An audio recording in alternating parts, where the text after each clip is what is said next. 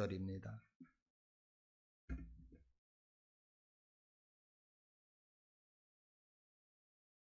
요한복음 14장 6절, 우리 한 절 저하고 다 같이 합독합니다. 시작. 예수께서 이르시되 내가 곧 길이요 진리요 생명이니 나로 말미암지 않고는 아버지께로 올 자가 없느니라. 아멘. 지난주에는 예수님께서 우리에게 생명을 주시기 위해서 이 땅에 오셔서 삶으로 실천했던 세 가지, 그래서 겸두인, 겸손, 눈물, 그리고 오래 참으심에 대해서 살펴보았습니다. 오늘은요, 이제 지난주에 이어서 예수님께서 왜 하늘 보좌 버리고 이 땅에 왜 성탄하셨는지에 대해서 살펴보려고 그래요. 지난주에 우리가 살펴봤지만 예수님의 이름을 통해서 예수라는 이름에서 살펴보았듯이 예수님의 그 이름의 뜻은 우리를 죄에서 구원하신다, 이런 뜻이잖아요. 죄에서 구원하신다. 그럼 이제 한 가지 좀 정립을 하고 가자고요. 우리가 구원받는다는 얘기 상당히 많이 하잖아요. 나 구원받았어요. 그러면 구원받았다는 말의 의미가 도대체 뭐냐는 거예요. 아유, 죄송해요. 여러분들의 수준을 너무 낮게봐서 유치한 것 같은데, 구원받았다 이런 표현을 많이 하거든요. 그럼 이 구원받았다는 게 뭐냐는 거죠. 이제 우리가 신앙생활을 하면서 반드시 정립해야 되는 게 하나가 있는데, 그게 뭐냐면 신앙은 무엇을 했다, 이거보다 훨씬 더 중요한 것이 뭐냐면 그 한 것을 통하여 어떤 결과가 나왔느냐, 이게 훨씬 더 중요하거든요. 이제 제가 자주 예를 드리는 말씀이죠. 우리가 이제 신앙생활을 하면 금식을 하는 경우가 있어요. 그러면 금식을 했다라는 거 너무 중요해요. 그러나 금식을 했는데 왜 했어? 그냥 굶었어. 그러면 금식이 아무 의미가 없는 거죠. 그러니까 금식을 했다? 그러면 굶었다보다 훨씬 더 중요한 것은 뭐냐면 그 금식을 통하여 내가 곡기를 끊어가면서 하나님 앞에 집중했다가 훨씬 더 귀한 거거든요. 이 얘기는 무슨 얘기냐면 우리에게 동일하게 구원을 받았다고 했을 때 강조점이 내가 죄에서 구원을 받았어요. 건짐을 받았어요. 이거 중요해요. 안 중요한 게 아니라 무척 중요해요. 근데 여기서 끝나면 반쪽짜리가 되어지는 거죠. 왜? 우리가 죄에서 구원을 왜 받았느냐라 했을 때 받은 이유는 내가 의로워져서 하나님의 존전에 나가는 것, 여기까지예요. 그래서 죄에서 구원받았다라고 하는 거, 그럼 왜 구원받았냐? 의로워져서 하나님의 존전에 나가는 것, 여기까지 생각하지 않으면 구원이 반쪽짜리가 되어진다고요. 예를 들면 이런 거죠. 이스라엘 백성들이 홍해를 건너서 출애굽을 하잖아요. 그러면 애굽에서 나왔어. 왜 나왔어? 몰라? 그러면 뭐하러 출애굽해요?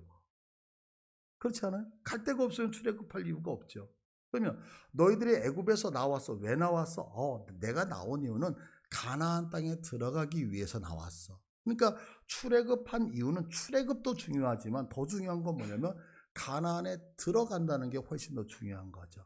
동일한 거예요. 구원이라고 하는 것도 첫 번째, 죄에서 건짐을 받았다. 중요하죠. 그러면 왜 죄에서 건짐을 받았느냐? 두 번째는 의로워져서 내가 하나님의 존전에 간다라고 하는 것이 구원의 의미란 말이에요. 그러면 여기서 우리가 죄에서 건짐받았을 때 어떻게 건짐을 받았느냐 아시는 것처럼 예수님의 십자가 사건을 통해서 우리가 죄에서 건짐을 받았어요. 믿으시죠? 그러면 이제 두 번째, 내가 어떻게 그러면 하나님 앞에 나가느냐라고 하는 거예요. 죄에서 건짐받은 건 알겠어요. 어떻게 건짐받았는지 알잖아요. 그러면 내가 이제 건짐받은 내가 하나님 앞에 어떻게 서느냐, 하나님 앞에 어떻게 나가느냐.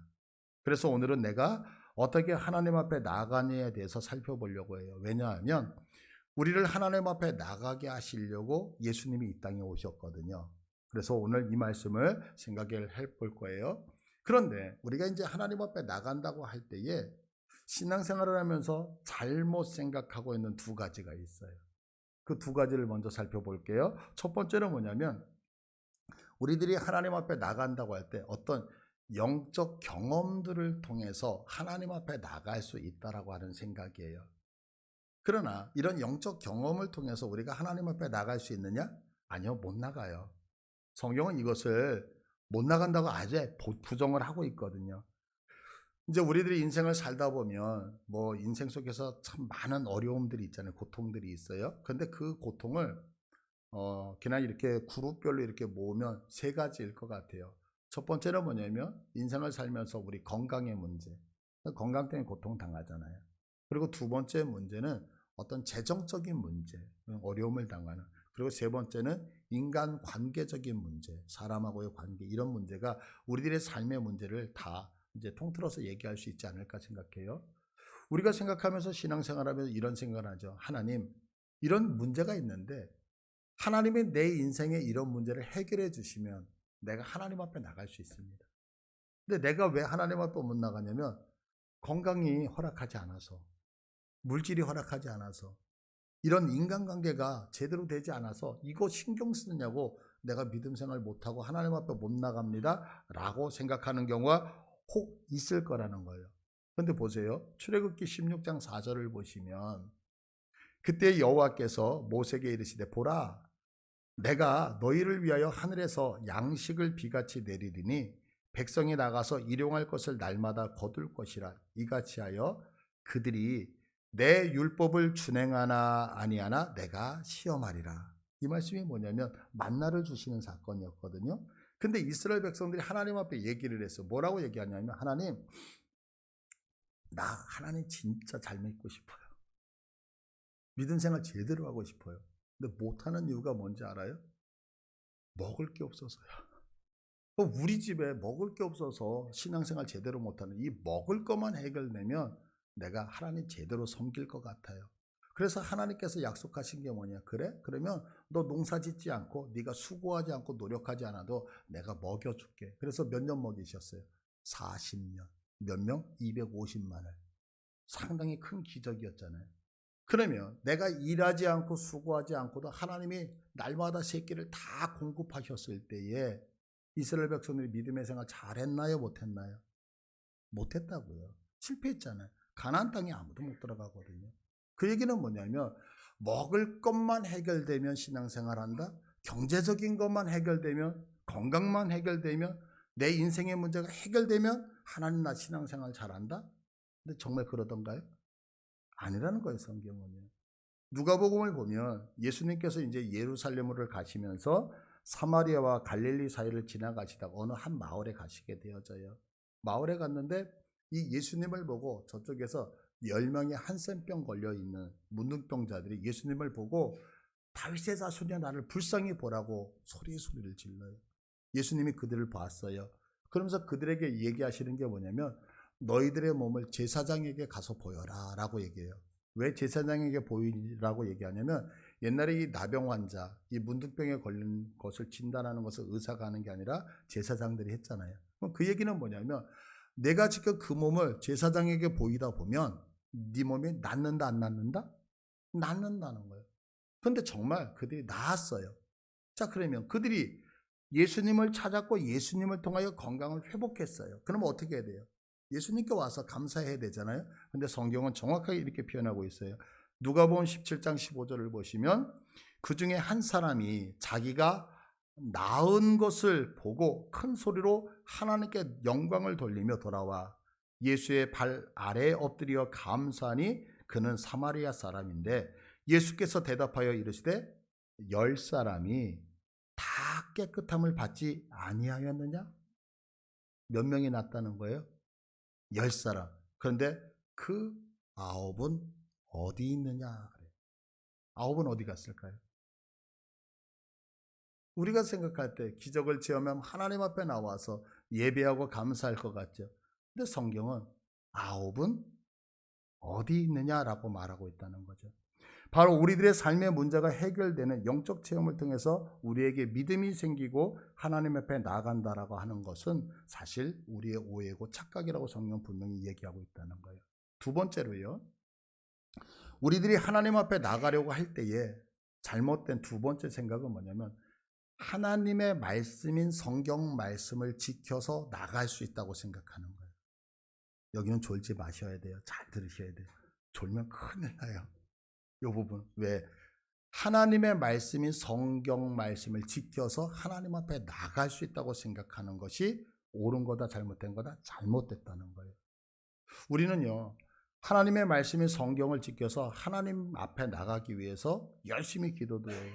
열심히 성경을 읽기도 하고 성경을 듣기도 하고, 그리고 그 말씀, 이 지금 성경 안에 있는 것들을 하나하나 지키면서 살려고 수고하고 노력을 해요. 근데 성경은 우리들에게 말씀을 지킴으로 하나님께 나갈 수 있다 없다? 없다고 얘기를 한다고요. 자, 제가 설명드릴게요. 이제 이렇게 얘기를 하면 여러분들이 조금 이상하게 생각을 하는 거예요. 왜냐하면 성경에는 하나님이 얘기하거든요. 내 율례를 지켜라, 내 법도를 지켜라, 이렇게 분명히 말씀하셔요. 근데 성경을 한번 보자고요. 누가복음 16장 16절을 보시면 16장 16절, 율법과 선지자는 요한의 때까지요, 이렇게 돼 있어요. 율법과 선지자는 요한의 때. 그러면 율법과 선지자라고 하는 얘기가 무슨 얘기냐면, 우리 구약 성경이 총 39권으로 되어져 있잖아요. 그런데 이 39권을 좀 이렇게 장르별로 구분을 하면 창세기, 출애굽기, 레위기, 민수기, 신명기를 모세가 쓴 모세 율법이라고 얘기해요. 그래서 이걸 율법 이렇게 얘기하고요. 그 다음에 또 하나는 뭐냐면 시가서도 있지만 사실은 이게 다 사람이 쓴 거잖아요. 그래서 성경을 보면 예언서로, 선지서로 구분이 되어지거든요. 그러니까 율법서, 선지서, 그러면 구약 성경 이렇게 얘기를 하는 거예요. 그러면 율법과 선지서는, 구약 성경은 누구의 때까지요? 요한의 때. 요한의 때까지라고 분명히 얘기를 하고 있어요. 그러면 왜 구약 성경이 요한의 때까지냐면, 갈라디아서 3장 19절을 보시면 우리 다 같이 읽을까요? 시작. 그런즉 율법은 무엇이냐? 범법함으로 더하여진 것이라 천사들을 통하여 한 중보자의 손으로 베푸신 것인데 약속하신 자손이 오시기까지 있을 것이라. 율법이 왜 주어졌느냐면, 율법이라고 하는 것은 우리가 너무너무 죄를 많이 짓기 때문에 주어진 거예요. 그러면 이렇게 주어졌다는 거예요. 예전에는, 율법이 있기 전에는, 제가 누구하고 살고 있어요? 지금 집에서 제 아내 박경희 씨. 그런데 박경희 씨가 오늘 아침을 안 해준 거예요. 기분 좋아요, 나빠요? 안 나쁘잖아요. 그래서 당신하고 안 살아, 이혼. 그럼 그게 이혼이 성립이 되는 거예요. 자, 제가 늦게 집에 들어갔어요. 근데 아내가 어머 여보 오셨어요 이렇게 맞아줘야 되는데 왔어? 기분 되게 나쁘잖아요. 그래서 이혼. 그럼 그게 이혼이 성립이 되는 거예요. 예전에는. 자, 그러니까 남성 입장에서 여성을 향하여 함부로 하대를 하고 함부로 이혼을 하니까 되겠어요, 안 되겠어요? 그래서 하나님께서 너희들의 법, 남자들이 악하니까 법을 주셨어. 어떻게 법을 줬느냐면, 이혼을 하려면 교회 가서 목사님 도장 찍어 갖고 와. 이혼을 하려면 장로님 3분의 도장 다 찍어 갖고 와. 이렇게 얘기를 한 거예요. 근데 아침에 일어났는데 제 아내가 저를 밥을 안 해줬어요. 기분 나빠요, 좋아요? 그래서 이혼. 그런데 법이 생겨버렸어. 어떤 법이 생겼어요? 도장 찍어 갖고 와야 돼. 근데 영하 8도까지 떨어지는데 우리 장로님들한테 가서, 장로님 제 아내가 밥 안 해줘도 도장 찍어주세요. 근데 또 장로님이 안양에 계시네. 거기 갔다가 거모동까지 너무 귀찮잖아요. 그러니까 내가 한 번은 봐준다, 이렇게 돼버린 거예요. 그러니까 율법이 생기니까 어때요? 옛날에는 함부로 했던 것을 못하게 됐다는 거예요. 근데 이게 나중에 바뀌는, 이래서 율법이 생기거든요. 근데 그 율법은 언제까지냐? 약속하신 자손이 오시기까지. 그럼 약속하신 자손이 누구예요? 예수님이 오시기까지 율법은 유효한 거다라고 말하고 있는 거죠. 그러면 왜 예수님이 오실 때까지만 이 율법이 유효하냐라고 했을 때 히브리서 10장 1절을 봐보세요. 율법은 장차 올 좋은 일의 그림자뿐이요 참 형상이 아니기 때문이다. 왜 율법이? 율법은요, 무엇? 오실 자의 그림자라는 거예요. 오실 자. 그러면 예수님이 왔으니까, 진짜 실물이 왔으니까 더 이상 상징이 필요해요, 안 필요해요? 필요하지 않죠. 그래서 율법은 필요 없더라라고 얘기를 하는. 그래서 로마서 10장은 더 나가서 이렇게 얘기하는 거예요. 10장 4절 다 같이 읽을게요. 그리스도는 모든 믿는 자에게 의를 이루기 위하여 율법의 마침이 되시니라. 믿으시면 아멘. 예수님이 오셔서 마침표를 딱 찍었어요. 누가 오셔서? 예수님이 오셔서. 그러니까 기록된 성경의 말씀, 이 기록되어져 있는 성경의 말씀을 조문이라고 하는데, 이 조문의 말씀을 지키면서 살려고 하는 것은 누가? 예수님이 오시기 이전의 사람들이 지키면서 사는 거예요. 그러나 예수님이 오신 다음엔 지킨다 안 지킨다? 말씀을 지키며 사는 게 자신 없죠 지금. 갑자기 예수님이 오신 다음에는 마침표가 찍혀졌기 때문에 지키며 산다 안 지키며 산다? 안 지키며 산다. 안 지키며 산다. 왜? 예수님께서 율법의 마침이고 율법의 참 형상이 누구였기 때문에? 예수님이셨기 때문에. 이제 그럼 이제 하나님의 말씀을 안 지키고 살아도 되느냐라는 질문을 이제 하실 거예요.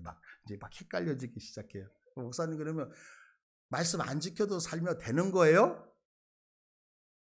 이제 예, 그래요. 저는 예. 그러면 이제 여러분 막 헷갈리죠.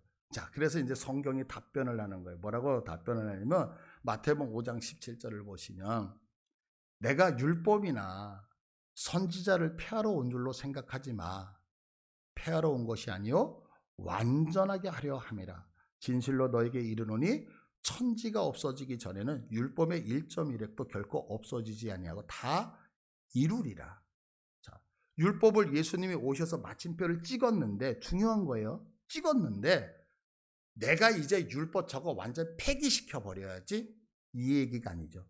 폐하러 온 것이 아니고 뭐하러 오셨다는 거예요? 완성을 시키러 오셨다. 완성. 그럼 이게 무슨 얘기냐는 거죠. 자, 그러면 말씀을 지키라는 이야기예요? 말씀을 지키지 말라는 얘기예요? 지키라는 얘기예요? 진짜? 자, 이제 이 문제를 해결을 해야 되는 거예요. 그래서 여기서 주무시면 안 되는 거예요. 왜냐면 이제 주무시면 오늘 김현수 목사님 뭐 성탄 앞두고 이상한 얘기했다고 잘 들으셔야 돼요. 잘. 자, 예루살렘에 보면 베데스다 연못이라고 하는 연못이 있어요. 이 연못 주변으로 해서 행각이 있어요. 행각이라고 하는 것은 뭐냐면 지붕은 있는데 옆에 벽이 없어요. 벽. 그래서 우리 창경궁이나 이런 데 보면 비 오지 말라고 이렇게 마치 옆에 벽 없는 그런 집들이 있잖아요. 이걸 행각이라고 하는데, 여기에 이제 그 병자들이 뭐 아픈 사람 다 와서 누워 있는 거예요. 그럼 왜 누워 있느냐면 이 베데스다 연못에 천사가 가끔가다 한번 내려와요. 내려와서 물을 탁 치는데 물이 파장일 때 그곳에 제일 먼저 뛰어 들어가면 어떤 병에 걸렸지 다 낫는 거예요. 이거 기쁜 소식이에요, 나쁜 소식이에요? 엄청 기쁜 소식이에요. 근데 이제 문제가 있어요. 먼저 들어가는 사람이 나. 그래서 간절함 속에서 어떤 사람이 여기에 38년을 기다렸어. 38년. 근데 이 사람이 너무너무 낫고 싶어. 그래서 예수님이 그 38년 된 환자를 보고 너 낫고 싶니? 라고 했더니 이 환자가 하는 얘기가 이런 얘기를 하는 거예요. 요한복음 5장 7절을 보니까요. 병자가 대답하되 주여 물이 움직일 때에, 자, 천사가 와서 탁 쳤어요. 나를 못에 넣어주는 사람이 없어. 내가 가는 동안에 다른 사람이 먼저 내려갑니다. 그래서 다른 사람이 먼저 가고 그래서 밀리고 그래서 몇 년 밀렸냐? 38년 밀렸어. 그러면 몸이 아플 때에 몸이 조금 아픈 사람이 간절함이 더 많겠어요? 몸이 많이 아픈 사람이 간절함이 많겠어요? 많이 아픈 사람. 그런데 많이 아픈 사람과 조금 아픈 사람이 있을 때 후다닥 물속에 뛰어들 때 누가 먼저 뛰어들겠어요? 많이 아픈 사람이 뛰어들기가 편해요? 적게 아픈 사람이 뛰어들기가 편해요? 그죠? 그러니까 결국에는 뭐냐면 들어가면 난다? 이건 기쁨이야. 근데 문제는 많이 아픈 사람일수록 들어가지를 못해, 조건이. 바로 이것이 뭐냐면 율법이라는 거예요. 네가 이 율법을 지켜내면 거룩해진다? 아멘. 근데 문제는 율법을 지켜내요, 못 지켜내요? 이게 함정, 이게 희망 고문이에요. 지키면 분명히 의롭게 되는 건 알아. 근데 문제는 지켜낼 수 없어. 왜냐하면 야고보서 2장 10절을 보니까 이렇게 설명하네요. 누구든지 온 율법을 지키다가 그 하나를 범하면, 율법이 얼마나 많아요? 633개거든요. 그런데 그 633개 중에서 다 지켰어. 632개를 지켰는데 하나를 어겼네? 그러면 율법 다 어긴 게 되는 거예요. 그러면 여러분, 이거 희망 고문이에요? 아니에요?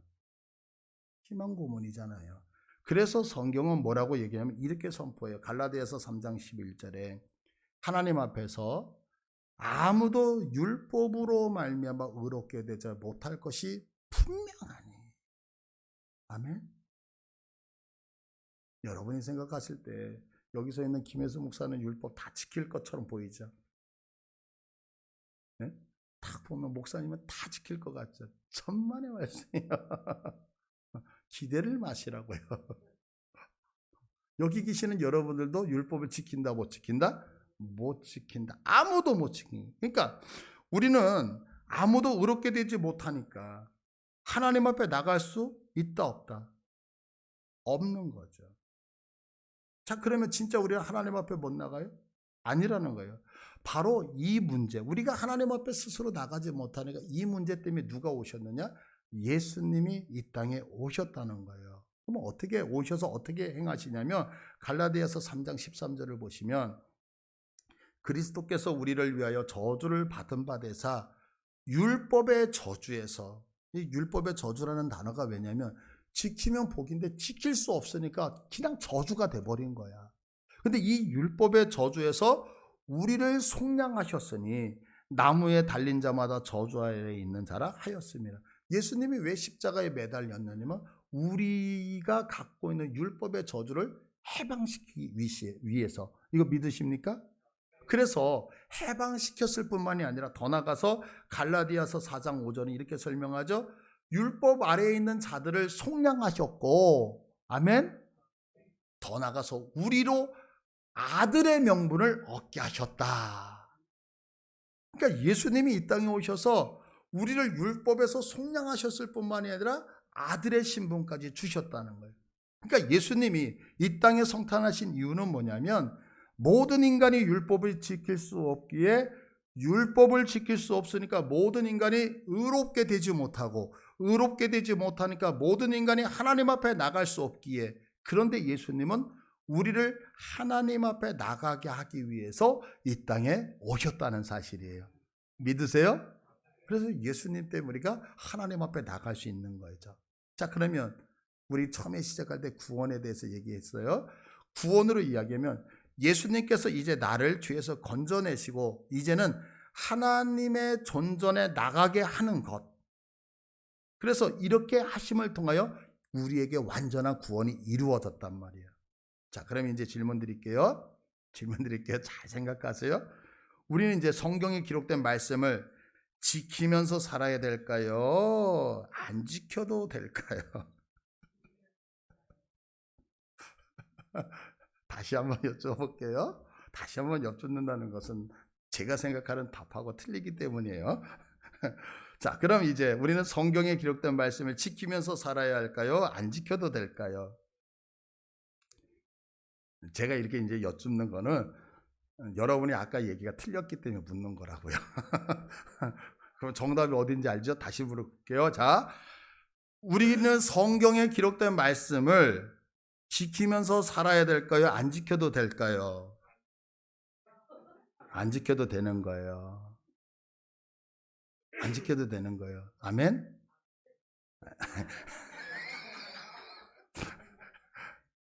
일단 여기서 있는 목사를 믿고 아멘 하자고요. 아멘? 이제 여기 있는 율법을, 여기 있는 기록된 성경을 안 지켜도 되는 거예요. 아멘? 아멘. 자, 왜 그러냐면 그래서 이제 성경이 이렇게 극단적인 얘기를 하는 거예요. 자, 갈라디아서 5장 4절. 자, 읽습니다. 시작. 율법 안에서 의롭다 함을 얻으려 하는 너희는 그리스도에게서 끊어지고 은혜에서 떨어진 자로다. 예. 이 하나님의 율법이라고 하는 거요. 우리는 하나님의 말씀 율법이라고 하는 거. 그래서 제가 아까 하나님 앞에 나갈 때 잘못된 것이라고 얘기를 했잖아요. 그게 뭐냐면 이 말씀을 지켜서 하나님께 나가려고 한단 말이에요. 그게 잘못된 신앙이라는 거예요. 보세요. 율법 안에서 의롭다함을, 이 말씀을 지키려고 하는 것은 여러분이 왜 지켜요? 하나님 앞에 의로워지고 싶어서.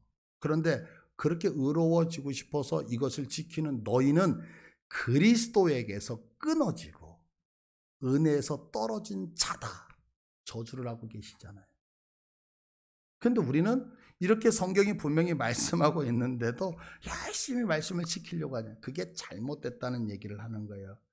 자, 그러면 이제 이런 의문이 생기죠. 이제 목사님, 알겠어요. 거기까지 알겠어요. 그러면 말씀을 지키지 말라고 하면 이제 우리가 어떻게 신앙생활을 해야 합니까? 라고 하는 질문을 여러분 하실 거 아니에요. 이제 그 부분을 잘 들으셔야 돼요. 자, 이 성경 말씀 지킨다, 안 지킨다? 안 지킨다. 여기 일단 결론 나셔야 돼요. 지킨다, 안 지킨다? 안 지킨다? 그러면 이제 신앙생활을 어떻게 해야 됩니까? 그 신앙생활을 어떻게 해야 되는 것이 오늘 읽었던 본문이었던 거예요. 자, 본문이 뭐냐면 요한복음 14장 6절. 자, 14장 6절 다 같이 읽을게요. 시작.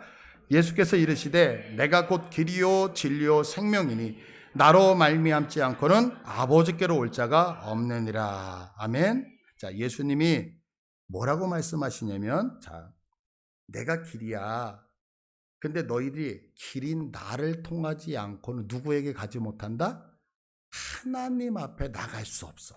이 얘기는 거꾸로 얘기하면 예수님을 통하지 않고는 하나님 앞에 간다, 못 간다? 그러니까 하나님 앞에 가는 방법 딱 하나밖에 없다는 거예요. 예수님. 왜? 그분이 길이기 때문에. 그러면 생각해 보세요. 길이라고 하는 건 뭐냐면 목적지를 향하여 나 있는 통로라고요. 우리가 부산을 가는 거예요. 자, 부산을 가는데 우리 지금 여기 정왕동에서 부산을 갈 때 가면서 여러분들이 그 차 안에서 재롱을 떨어야지만 부산을 가나요? 아무 생각 없이 그냥 투덜투덜 불평을 얘기하고 먹고 싶은 거 먹고 그냥 피곤하면 하품도 하고 그러면서 억지로 그 길을 따라가면 부산인 거예요. 이거 믿으세요? 자, 보세요. 우리는 지금 신앙생활을 하면서 어떻게 했느냐면 하나님에 계시기 때문에 하나님의 존전에 가기 위해서 내가 수고하고 노력하고 경건을 하고 뭔가 자꾸 해서 가야 된다고 생각하지만 부산이라는 길을 갈 때에 그 길에서 내가 무엇을 했다가 중요한 게 아니라 길을 따라가면 도착하는 거예요. 그러면 예수님이 길이라고 하는 얘기는 무슨 얘기냐면 그 길 대신 예수 위에서 걸어가기만 하면 목적지는 하나님 앞에 도착하더라라고 성경이 얘기하고 있죠. 이것이 뭐냐? 이것을 신앙 이렇게 얘기를 하는 거예요. 자, 따라서 한번 해볼까요? 신앙은 예수님을 따라가는 거다. 예, 신앙 이거 율법 지키는 거다, 안 지키는 거다? 아니에요. 이게 신앙이 아니라 신앙은 누구를 따라가는 거다? 길 대신 예수님을 따라가는 것을 신앙이라고 하는 거예요. 그러면 예수님이 이 땅에 오셔서 무엇을 하셨느냐는 거죠. 하나 하셨어요. 하나. 사랑. 예수님이 이 땅에 오셔서 하신 게 뭐냐? 사랑이셨어요. 그럼 어떤 사랑을 했느냐? 자신의 생명을 주는 사랑을 하셨어요. 그러면 왜 예수님이 생명을 주시면서까지 사랑을 하셨느냐면 한 가지 때문에 그런 거예요. 그 이유는 이 성경 안에 있는 율법을 우리가 지켜요, 못 지켜요? 못 지켜요. 그러면 여러분들 이거 지킬 필요 있어요, 없어요? 없죠. 그러면 이거 버려야 돼요, 안 버려야 돼요? 안 버려야 돼요. 왜? 아까 율법을 폐하러 오신 게 아니라 율법을 버리러 오신 것이 아니라 율법을 뭐하러 오셨다? 완성시키러 오셨다 그랬잖아요. 이해되셔요 이거? 우리는 율법을 지킬 필요는 없어요. 그러면 율법을 버려야 되냐? 버리는 게 아니라 완성을 시키는 거예요. 그럼 어떻게 완성을 시키냐? 한 가지로 사랑으로. 믿으시면 아멘. 그래서 성경은 이렇게 얘기해요. 로마서 13장 9절에 간음하지 말라, 살인하지 말라. 자, 간음하지 말라. 지켜야 돼요, 안 지켜야 돼요? 에? 지금 얘기했잖아요. 이거 지킬 필요 있어, 없어요? 없다 그랬잖아요.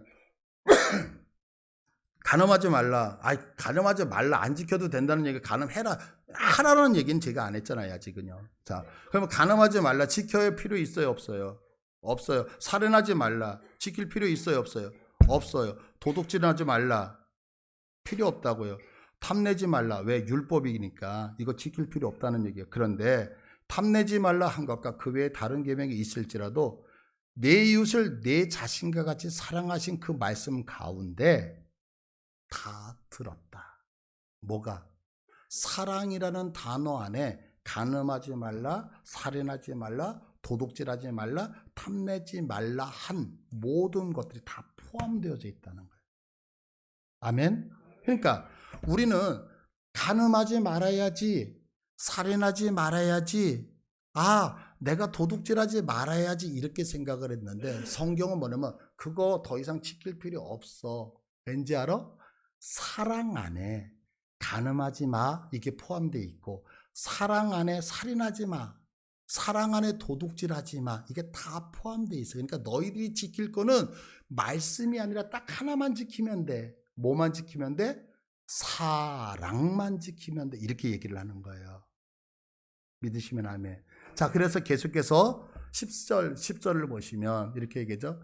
사랑은 이웃에게 악을 행하지 아니하나니 그러므로 사랑은 율법의 완성이니라. 아멘. 그러니까 우리들이 신앙생활을 할 때 나는 하나님의 말씀을 지킬 거야. 집사가 돼서 남의 걸 훔쳐? 너 하나님이 그러지 말라 그랬잖아. 할 거야 안 할 거야? 이거와 그 정죄, 남의 걸 훔치는 게 사랑 안에 있는데, 아이고 집사님 연약해서 그랬구나. 뭐가 필요했어? 먹을 게 없었어? 입을 게 없었어? 내가 조금 도와줄게. 나면서 조금 주는 거. 그러면 율법을 지키려고 하는 공의와 사랑 중에 둘 중에 어떤 것이 더 크냐라고 얘기를 하는 거예요. 사랑이 훨씬 더 큰 것이 아니냐. 내가 간음을 해요. 왜 간음을 해? 내가 지금 아내가 있는데 만족하지 못하는 거야. 그래서 남의 것을 탐하는 거야. 물질을 탐하듯이 이성을 탐하는 거야. 그런데 내가 아내를 너무너무 사랑하니까, 우리 아내 하나님이 주신 너무너무 예쁜 아내, 그래서 내 가슴에 꽉 차니까 다른 사람이 내 마음에 들어오지를 않아. 그래서 간음하지 않아야지라고 지키려고 한 게 아니라 사랑이 충만하니까 간음이 안 하게 되더라. 이렇게 설명하는 거예요. 그래서 사랑은 율법의 완성이니라. 그러니까 예수님께서 이 땅에 성탄하신 이유는 우리를 죄에서 건져 하나님 앞에 인도하시는 구원을 이루기 위함이었는데, 어떻게 우리를 죄에서 건지셨냐면 십자가에서 죽으심으로. 어떻게 우리를 하나님 앞으로 인도하셨느냐면 목숨까지 내어주시는 사랑으로 그 율법을 완성하셨고, 친히 길이 되셔서 그 길을 믿음으로 보고 걸어가는 자들이 하나님 앞에 나아갈 수 있도록, 하나님의 존전에 다다를 수 있도록 해주셨다는 거예요. 예수님께서 이것을 이루기 위해서 이 땅에 오셨다는 거죠. 때문에 예수님을 믿고 그 예수님의 길을 걸어가는 자들은 언제나 그 몸에서 무엇이? 사랑의 향기가 나는 이유가 바로 그것 때문인 거예요. 그래서 예수 믿는 사람은, 예수 믿는 여러분이죠? 사랑을 해야 하는 것을 넘어가서 여러분이 사랑이 돼야 되는 거예요. 옆에 분을 보면서 이름 불러요. 사랑아. 어우 쑥스러워. 그러니까 사랑을 하는 것은 사랑이 없는데 내가 뭔가를 하는 거지만, 사랑은 그냥 나오는 거예요. 그래서 예수 믿는 성도는 사랑을 해야 되는 것이 아니라 사랑 자체란 말이에요. 그래서 성탄을 맞아서 이 사랑을 여러분들 가족에게, 이웃에게, 우리 성도들에게 마음껏 나눠주시기를 축복합니다. 네, 우리 기도할게요.